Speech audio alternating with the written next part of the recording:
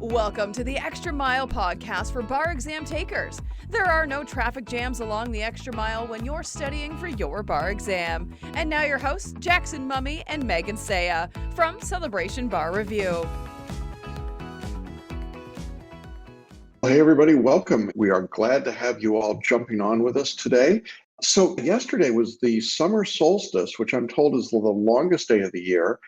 And here's how focused I am on bar exam. My first thought was, wow, that's just more time to study when it's, I don't know, that just seems wrong, doesn't it? In any event, we are hastening towards the 30-day mark. That will be this Sunday leading up to the July exam. So we've got some things to talk about there. And so that's exciting stuff. In any event, if this is your first time, we are glad to have you with us. We come to you every week at this same time to talk about everything bar exam related and to answer your questions that have come up during the past week. So Megan, if you're there, let me ask you to jump on. Hey, how are you? Hi, I'm doing well. How are you? Good. So the burning question is, did Moose get the sandwich? Oh, goodness. Yes, the dog was crying and hoping for some of my daughter's sandwich a couple minutes ago, and she gave him a pretty good chunk of it, I think. So there you go. Okay, so this is the important stuff. We got to get this out of the way first. I was talking about summer solstice, and it's weird, isn't it, that everybody thinks about 4th of July and summer solstice, and I'm thinking about 30 days for the bar exam. You feeling that? Yeah.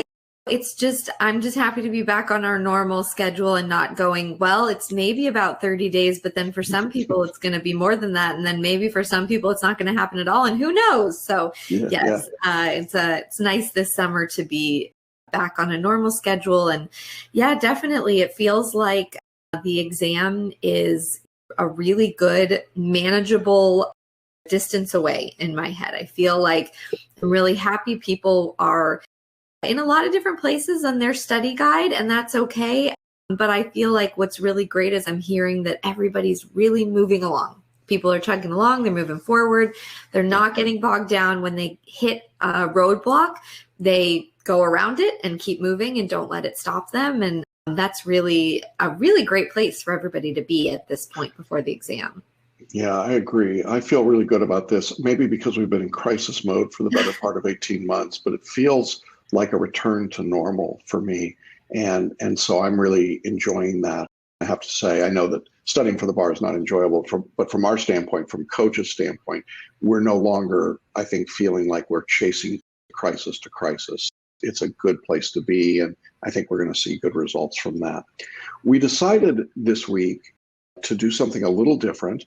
We're going to get to these questions in a few minutes. We've gotten questions throughout the week as usual, but I put out an email to our July students yesterday, and I asked, with about 30 days to go to the exam, what's the biggest challenge you're facing?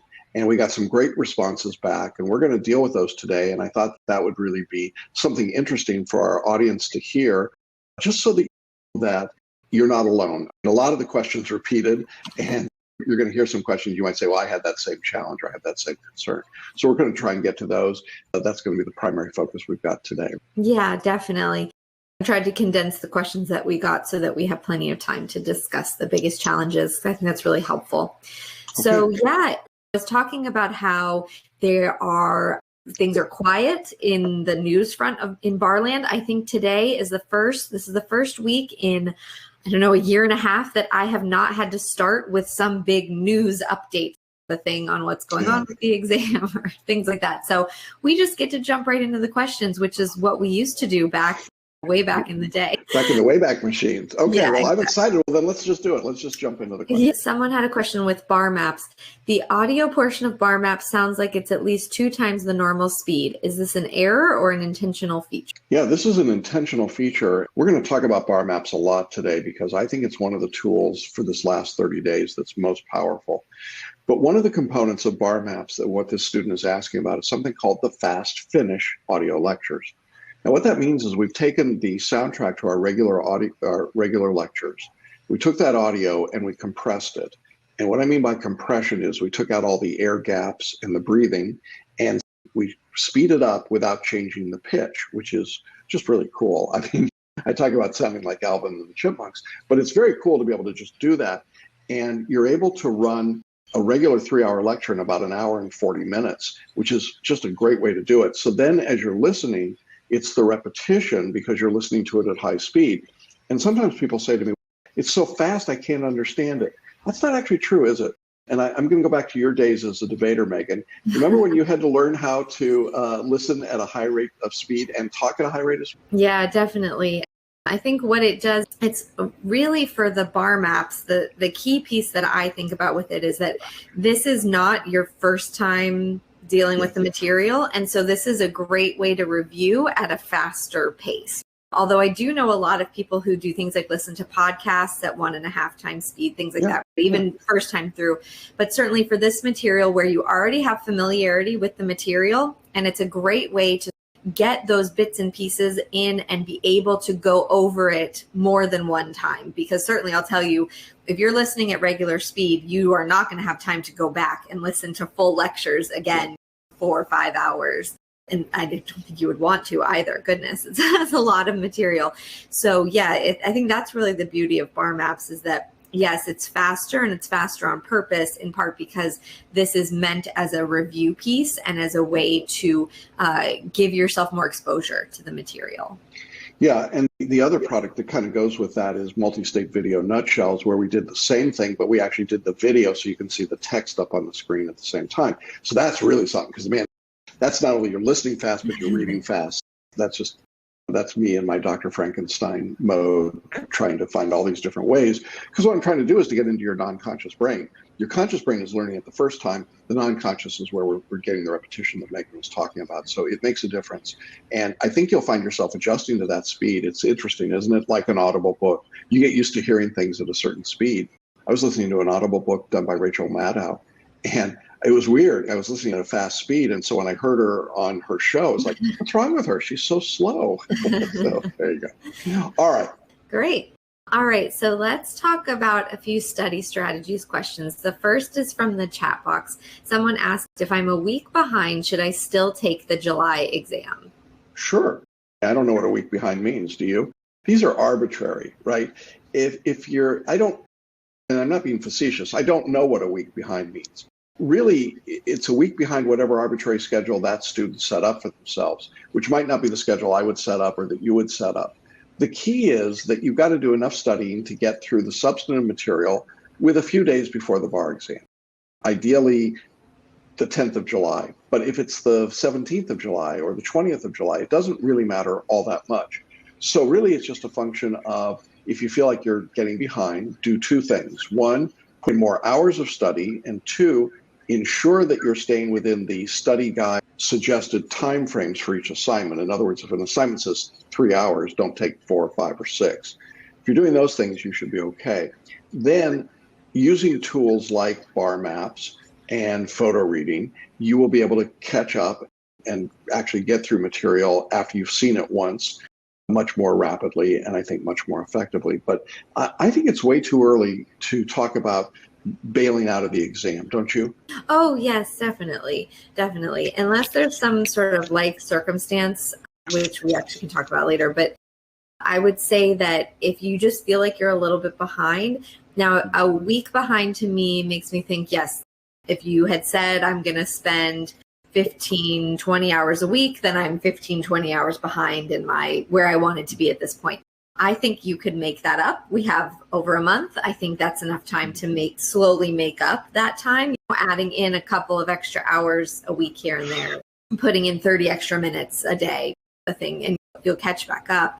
And then I think also you may, as you said, Jackson, certainly you may surprise yourself with, oh, I ended up hitting my review period a little later than I thought I would, but I still found I had enough time to review the things that I needed to. Because the review period is really a function of, it's like the water's going to fill whatever container you put in it. And so it's, if you end up having 2 weeks of review, you will be able to fill those 2 weeks. If you end up with a week of review, you'll fill that week, and you'll just have to be more thoughtful maybe about what you spend your time on. And because you may not get to deal with absolutely every review subject, but you say, okay, here's this one I'm pretty strong in, feel pretty confident about it. I can breeze through that. And then I'm going to spend more time on the more difficult places for me for the test. Yeah, absolutely. I think that's good. There's plenty of runway still. I think it's really well Yeah, that's a great way of putting it. Yeah. Definitely. definitely. Yeah. So good question. I know you're not the only person asking that question right now, but definitely, yeah. But I would say stick with it. There's no real need right now to abandon the July exam, I think. Okay. This is a question that came through on the Facebook page this morning. It's a bit long, so I'm going to read the whole thing, and then if you need me to go back in and... Okay, so this person said, I've completed the first 100 questions of the first MBE quiz from contracts. The reason why I continued practicing instead of moving on with the syllabus after the first 35 questions is because it helps me understand and learn the law. Okay, as many of the nuances tested are located in question 60 and up. Do you test the same issues in quiz number 2 of contracts and sales? I wonder if after completing 100 quiz questions and expanding my mind maps on it, scoring about 55% most of the time, I should continue to the second quiz or move on to the next topic of the syllabus. Yeah, it's hard to even know where to unpack this.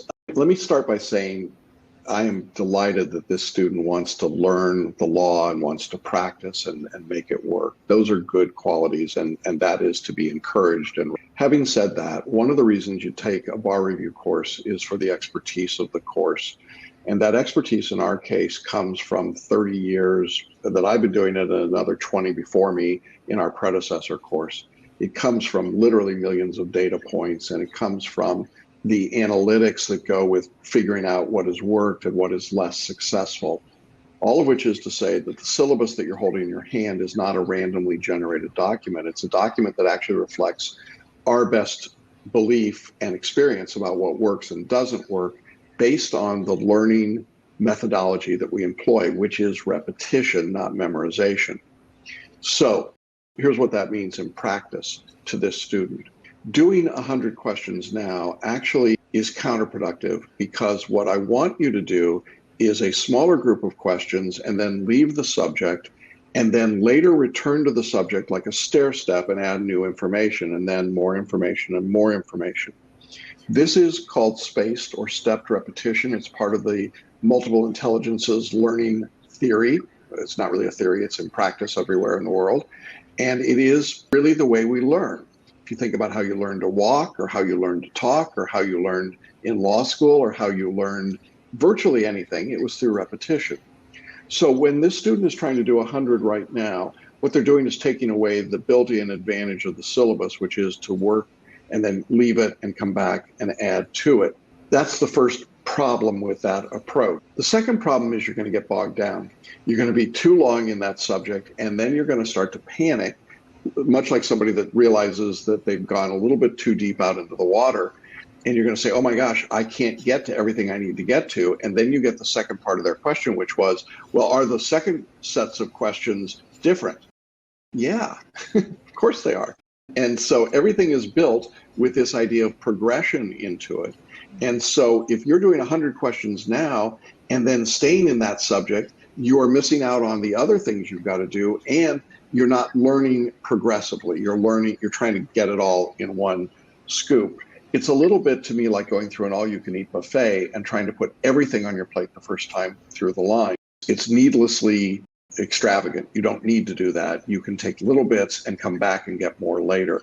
And that will be a more satisfying educational meal, I think, for you as a student. So those are my thoughts. Do you want to add to? Yeah, I think it's really interesting, because if people have watched your series that you just did on the 6 keys to the bar exam, which is based on this study that came out of New York this year, one of the things they talk about is that for people who failed the first time and then some passed or failed the second time, one of the things they saw was that people who tried to create their own hodgepodge of a study plan actually didn't pass. That it was negatively correlated with the pass rate. And so that means that, I know it can feel that way. I feel more comfortable doing it in this order or doing it in this way, or I really just want to make sure that I know contracts cold before I move on to property, for instance. And that is a completely understandable way to think. But I think what we're seeing is that, as you said, Jackson, for the last 30 years that you've been doing this, I've been doing this for 10 years. Then what the New York study found as well empirically is that trying to create your own hodgepodge of it just doesn't work particularly well. And so that's where I think we want to just gently say, when we said do 35 contracts questions, it wasn't arbitrary. It wasn't because we just really like the number 35. It was because there is a method behind it. And so the method is, you need to do those 35, then you need to move on. And as you're doing 35 in these other subjects, you're also learning more and more how to deal with MBE questions in general. So that when you come back, if you notice, she said, I got 55 pretty much across the board. Yeah, because I don't really think you haven't given yourself the opportunity to learn and then put it into practice and try again. And so I think you'll see that number go up when you practice, you learn, then you practice some more and you learn, and you practice some more and you learn. And then when you go back to those contracts questions, that number will have grown. But if you do it all in one sitting, you haven't given yourself the opportunity to grow in your understanding yet. Yeah, I think that's really a good point. I think that's exactly what ends up happening, and then it gets frustrating to people. One other thing that jumped out to me is that if we had said that these questions are built on algorithms, then people go, oh, okay, I'm going to follow it just the way it's set up, because we get all excited about algorithms. Well, the truth is there aren't any algorithms in the bar exam, because the sample of questions, there's only so many questions on the rule against perpetuity. So you miss one, you do the next one. It's not really all that sophisticated. We have set up over the years a progression of these questions. We did not throw them up in the air, and the way that they fell is the way that we put them into the course. We actually thought about it pretty carefully. And even, Megan, you recall last year when we were scrambling with the Florida multiple choice and writing some of those, we thought about the progression. What did we want to do to help lead people through the subject in a way that would help them learn it? So again, I think good on the student for wanting to figure out how to do it and learn. But the self-study cocktail that you're describing, the hodgepodge, really is something that now we're seeing empirically just doesn't work very well. And so I would encourage this student and everyone else, follow the study guide, even if it feels weird to you, even if it feels different. The different is part of the point. The difference is one of the things that we're trying to do to shake up your study so that we're not repeating the errors that may have caused you to not be successful in the past. So it's a great question. I'm glad the question got asked. I'm sure the student is not the only person that's doing that, but so I'm glad we could raise that topic and talk about it today. Definitely. Okay. All right. And then our next study strategy question, I don't want to share the exact situation of this person, but we've been hearing from a lot of students lately. This always comes up, that there are difficult life circumstances that happen where hard things or stressful things happen externally for students with the bar exam. And they just feel like, I don't know how this is going to affect my studies. Should I postpone? I don't really want to. I've worked so hard to keep studying and to try and take this exam, but then this sort of big thing pops up unexpectedly in my life. And so do you have any words of wisdom for what people should do when the outside world sort of intrudes and you feel like, am I being callous or unrealistic to say, I need to keep my eye on the ball and take the bar? Or do I say, you know what, I'm just going to put it off until things have calmed down a bit in my personal life? Yeah, it's such a great question. And first of all, our condolences and thoughts to that student and anybody else that's going through illness or struggle of whatever kind in their family. I had a student that missed a coaching call with me and rescheduled and came on and said, I need to apologize, but I was diagnosed with COVID yesterday. I was like, oh my gosh, COVID, that kind of beats coaching call. So I like to tell a story. Many years ago when I first started coaching, right before the exam, like maybe 48 hours before the exam, I got a phone call from a student. Back in the days when we did phone calls and they were just random, you didn't schedule them, they just called. And the student called in and was sobbing hysterically and terribly distraught, obviously. And I said, I tried to, what's the matter? What's going on? And through the sobs, what I heard was death. And I thought, oh my gosh, somebody in the family had died. And what I then discovered was their cat had died. And this student was so distraught about the death of the cat that the student said to me, I can't take the exam. There's just no way I can. It's too much. And I said, okay, I respect that. I'm so sorry. I'm not a cat person. Okay, I totally get what you're saying, and that's no worries. In the way that the universe tends to work, it was not 2 hours later, I get another phone call from a different student, also sobbing, also inconsolable. And I'm thinking, cat, dog, what is it? And this student says, my father went in for routine surgery, died on the operating table. So I've just been through the cat conversation. I said, well, of course you're not going to take the exam. And the student said, nope, I'm taking the exam. My dad would have wanted me to. It was important to him. It's important to me. I'm not going to give up on this dream. I can postpone my grief for a couple of days, but I am going to go take the exam. All right, here's the postscript. The student that took the exam passed, has had a very successful practice, and remains a great fan and a friend of ours. The student who ended up postponing the exam. I lost count, 5, 6, 7 more times. There was always a good reason, but there was always a reason to postpone. So my point is that everyone is different and everyone's threshold is different. And there's no right or wrong here. You do what is right in your circumstances. And if you need to grieve the loss or grieve the illness or deal with the hardship, you should do that. We've created the space in this course for you to postpone as often as you want without penalty, none. And it's and I've said this before, Megan, it's a judgment-free zone. You can postpone for any reason as often as you want. You don't have to explain it to us. You don't have to give us a reason. You just say, I'm postponing. We do that because we recognize that everyone has a different journey and a different path. When the time is right for you, when you are so determined that you would walk through walls, that you would take a test even under these dire circumstances, then take the test. We'll be here to support you, and we think that's a good thing. But there is no one decision that works for everybody. So that's my long story, and I totally feel for anybody that's going through this. We went through this a bunch last year with COVID and saw it over and over again. I think we almost got numb to it, didn't we? It was just like every day, every week we were getting something. I don't think there's a bad decision to make here. Do what feels right at the moment. Yeah. No, just to echo that we're here, whatever it is that you need. So if you need to postpone, that's fine. We'll still be here when you're ready to come back. If you need encouragement to push through right now, because that's what you want, then we will encourage you to push through. And then we are there to put in the supports that you need to just knock this one out. Right? We've got the group coaching, definitely lean on the other people. We have the mindset coaching, so important. I think particularly if you have outside stressors, which goodness knows almost all of us, I'm sure, do have outside stressors. Mindset coaching is really helpful. Certainly the one-on-one coaching with me or with Jackson, like we're here for whatever you need. And I definitely want to echo judgment-free zone.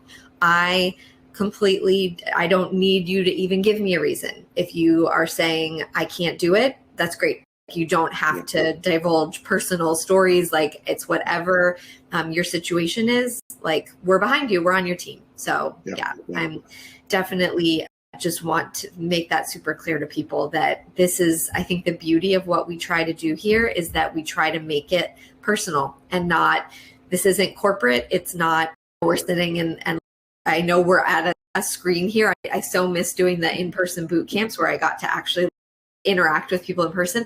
But even though we're behind a screen, we're really here, we're live. It's not a pre-recorded thing that you don't get to speak with us or interact with us. And so we really want people to know that and feel that we think about you all and we pray for you and we care about what happens to you, not just as bar students, but as human beings. So yes. All right. We have another question in the chat box. This person said, I'm surrounded by fires in northern Arizona, and I have an animal rescue on my ranch. I have not been studying. Is it too late to start? I've been out of law school for years. I took the exam once after being diagnosed with cancer, and I failed. Previously, I had passed the baby bar. Okay. So that's a lot. That's a lot. So you need about 250 to 300 hours of total study time to prepare for the exam. So we are currently just on the outside of 30 days. We're at about 34, 35 days, which means 10 hours a day to get ready. I think that would be a stretch, certainly given that you've got animal rescue and you haven't started studying. It doesn't mean you shouldn't try, and it doesn't mean you couldn't start studying and then make a decision closer to the exam date, depending on how things go. But again, I want to emphasize there's no dishonor in saying, I'm just not ready. This isn't my time. If there's a wildfire, and I know, Megan, you've dealt with wildfires in Southern California, and it's a real deal, man. It's not something to mess around with. If that's the circumstance, take care of business first. Take care of your safety, take care of your business, your family, your possessions. The bar exam will always be here. I think it'll always be here. And I would think in that circumstance, probably somebody that's going to postpone, and that's fine. Does it mean you shouldn't study right now? Maybe not. Maybe you can get in a few hours of study and see how it goes. But if you can't build traction really quickly, if you can't set aside those hours, I think the worst thing you can do is to halfway study. California is the toughest exam in the country. The California exam is a tough test, and I wouldn't try to get at it with an understudy if you haven't been working on it. So that's my thought. Good luck. Stay safe, please. Yes, definitely.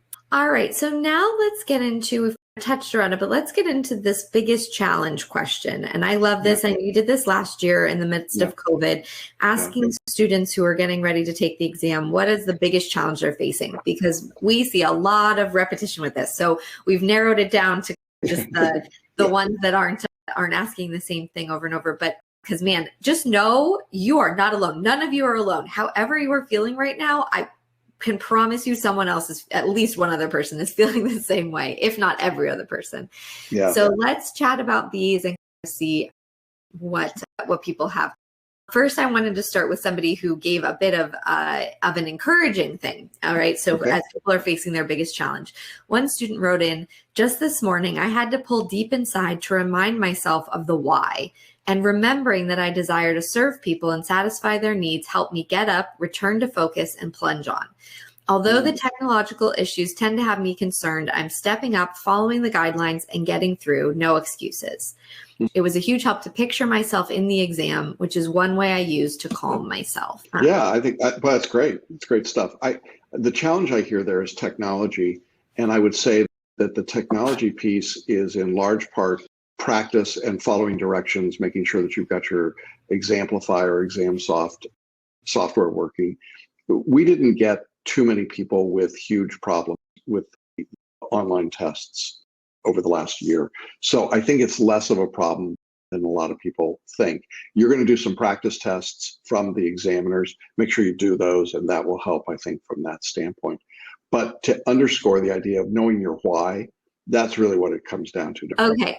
Next student, the biggest challenging I'm facing right now is application to the practice. I'm not sure what application to a practice test means. Do they maybe mean the application of the practice test, like what they're used for? Let's address that. There are practice tests built into the course that you do near the end of your study to help you evaluate final decisions and areas of emphasis. It's too early for most people to be into those. Very few of you will be into the practice tests right now. The key here is to continue working through the substantive material, and then you'll narrow down your focus at the end through the practice tests. That's what they're designed to do. They're not really designed for any other purpose except at the end to help narrow your focus and say, here's what I still need to work on. So if that's what that student was talking about, I think that's where that goes. In terms of application of anything, I'm going to go back to my baseline, which is follow the syllabus. If you're doing what we're saying in the syllabus, you're probably on track. That's probably the right application. But trying to get outside of that to do something extra with the material or something else tends to be where people get frustrated and get into trouble. So I would try and stay focused that way. Great. All right, next, my biggest challenge at this point is how to dramatically improve my multiple choice question answering skills. I'm not satisfied that I am where I should be in effectiveness right now. Okay, that's a great question, and it's a great challenge, and we know a lot of people feel that way. I want to encourage you to watch the videos on selective intuition that we've made. Selective intuition will change your results on the multiple choice more than any single factor. And the reason for that is that it draws on your non-conscious brain, which is the real powerhouse. It's a little bit like saying, if I'm doing a Google search, I can't find anything on Google. Well, did you type something in the search bar? No, I just looked at the Google search bar. No, that doesn't do any good. You got to put the search in, and you got to do the query. And so as you're reading a multiple choice question, you ask yourself, what's the result here? Before you get to the answer choices, and then let your non-conscious tell you what that result is, and then look for that answer choice. That's the simplest way to explain selective intuition. The other way that you can improve your multiple choice performance, in my view, if you're a photo reader, you should be mind mapping. If you're not a photo reader, you probably should be mind mapping. Mind mapping will help you understand the connections and the relationships of the law in a way that will allow you to answer multiple choice questions pretty effective. Let me tell you what doesn't work, and then I'll let you chat, Megan, about this. What doesn't work is trying to parse the question, trying to eliminate wrong answers, trying to hyperanalyze a problem. The longer you spend on a question, the more you analyze it word for word, the more you try to apply memorized rules, the less effective you're going to be, because the test is written to frustrate that approach. And so that's not going to get you where you want to go. So these other things we're talking about, I think, make a big difference in understanding. Yeah, the only thing I would add to that is that I think that, as they say, their biggest challenge is dramatically improving the MBE. I'm also hearing that their biggest challenge may be this dissatisfaction with where they are right now, which is really a different piece. The next thing is time management. Okay, time management. All right. So one of the big challenges that we get from people is how to manage your time right now. And this is probably the most common thing that I'm hearing from students at this stage. I would say that time management, in part, the way that you handle that is by keeping your focus on just the next few days and not trying to lean in too far. So in other words, not trying to manage the next 30 days, but manage just the next few days. As you manage your time, I would set up study blocks. So let's say you're studying full time right now. Do a 3-hour morning block, 3-hour afternoon block, a couple hours in the evening. And in those blocks, I would not assign specific tasks. I would just call them study times. And then go to your syllabus, find the next assignment, and start your studies. When the syllabus says that's enough time on that subject, go on to the next subject if you're still in that study block. If you're not done, mark it and come back to it later. Time management that way, I think, will make a big difference. Also, we did a video, Megan was talking about the 6 keys videos that we did. Video number 2 is about time management. It's 18-minute video, so I think it's 18 minutes well spent to talk about time management, and I would encourage you to check that out. And June, you could put up the link in the offers tab to the 6 keys videos. We would encourage people to check that out. It's free and it's a great resource. What would you say about time management? I mean, you've got to manage kids, obviously a dog, me, a bunch of other things. So what's your thought there? Yeah, I think you have to find what works for you and stick with that in terms of what strategies are helpful for you. We all have the same number of hours in a day, but of course, we all have a lot of different things that fill those hours. And so I think it's determining for some people, there are certain types of methods that work well. Sometimes I like it's called the Pomodoro method, where you do 20 minutes of like focused, and then you have a couple minutes off and then back to it. It can be really, there's a lot of different strategies for what helps you stay focused, get your things done that need to be accomplished, which is a really great life skill beyond just the bar. Think of it that way too, that it's work on whatever you need to help you. It'll have far-ranging application beyond just the exam. Yeah, I definitely think so. All right. The next biggest challenge was someone said they're having a hard time finding time to listen to all the lectures.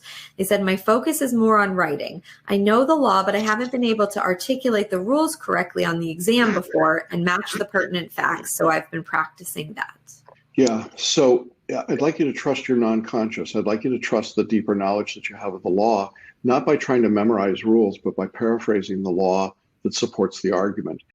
Megan, you and I were talking before we went live today about some writing conferences we've both had this week, where students have tried to fit their writing from before into our structure.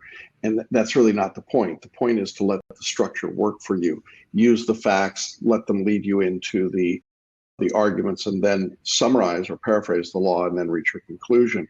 That is actually a more effective way to study. It's a more effective way to write, and it helps you avoid this trap of trying to memorize more rules, more elements, and then throw them out, blurt them out, whether they're relevant to the problem or not. Our writing style is really designed to be efficient. And I think if you can get that part of your work in, it will really help you in that regard. I'm not sure I'm being totally responsive to the question, but you want to add to that? I think what's really interesting, and I think we're seeing this as a pattern, is that there are a lot of people who are like diagnosing, here's my big issue, but then really the rest of what they talk to you about shows like there might really be a slightly different issue. The issue doesn't really sound like it's time to listen to the lectures, which of course you can speed them up a little bit, whatever you need to do, get them through, it while you're doing laundry or taking a walk or washing dishes or cooking dinner, whatever it is that those mindless tasks that we all have to do every day.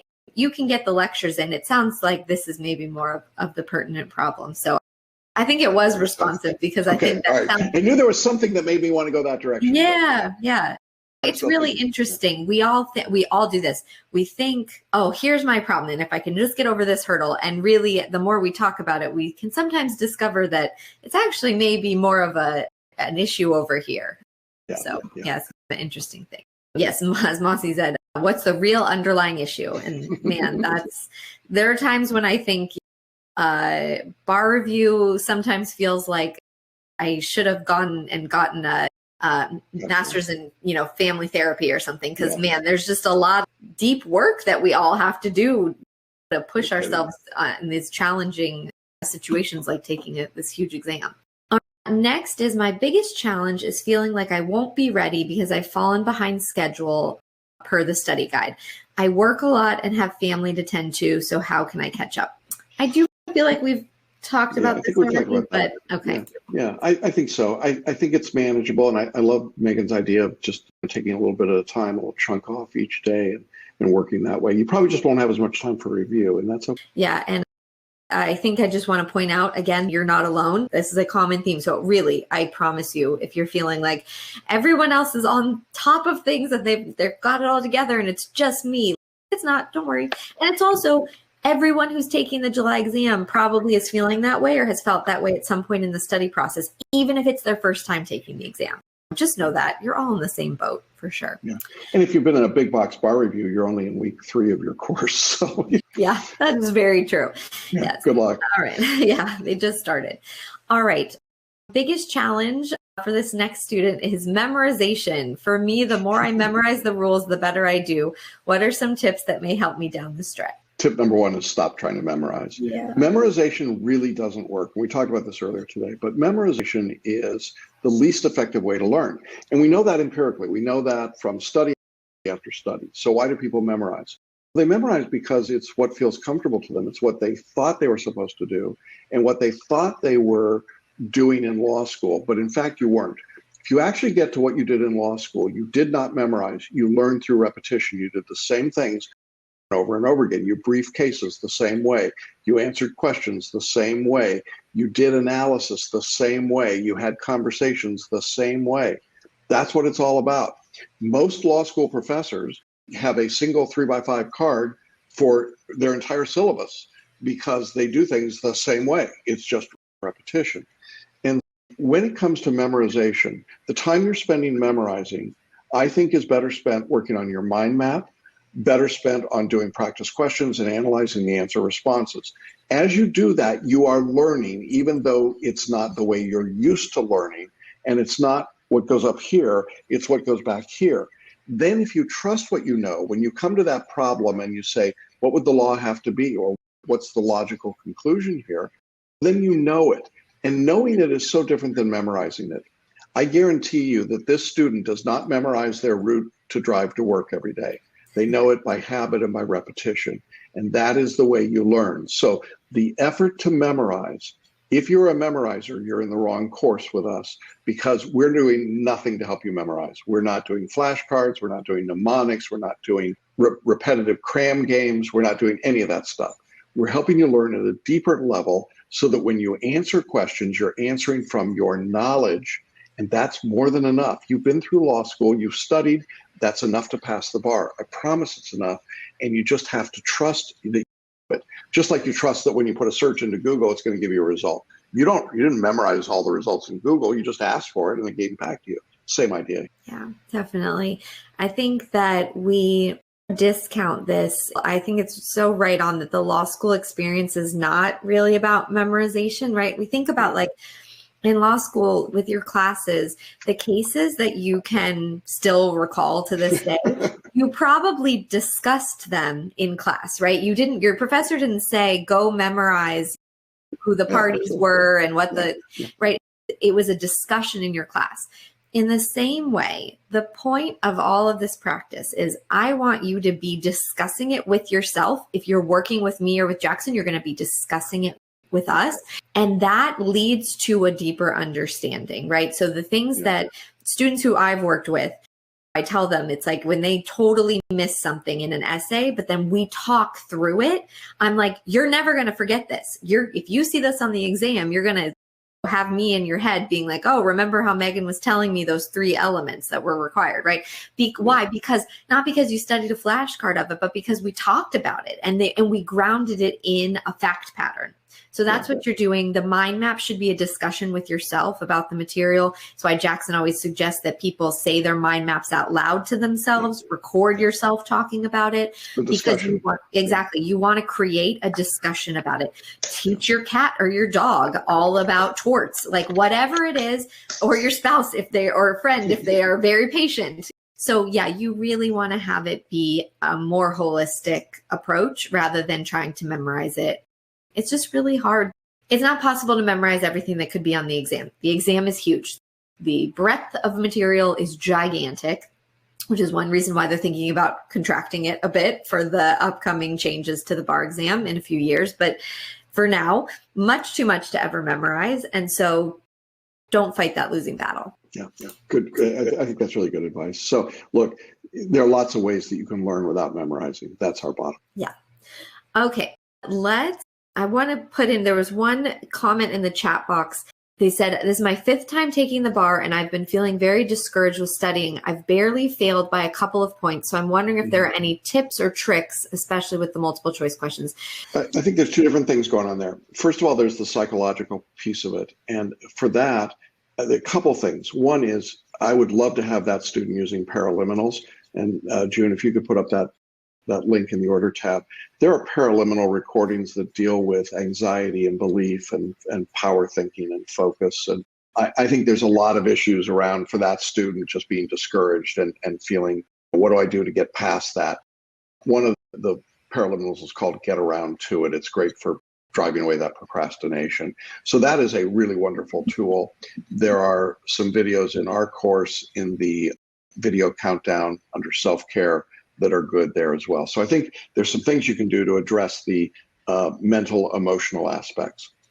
When it comes to multiple choice, I think one of the interesting things we saw in this New York study, fascinating findings, was that people that did more multiple choice questions actually did worse on repeat tries than the people that did the same number. And the hypothesis was the people that did more multiple choice fixated on it, they overcompensated, they wore themselves out, and they undervalued the other parts of the exam. It's, again, this self-study cocktail.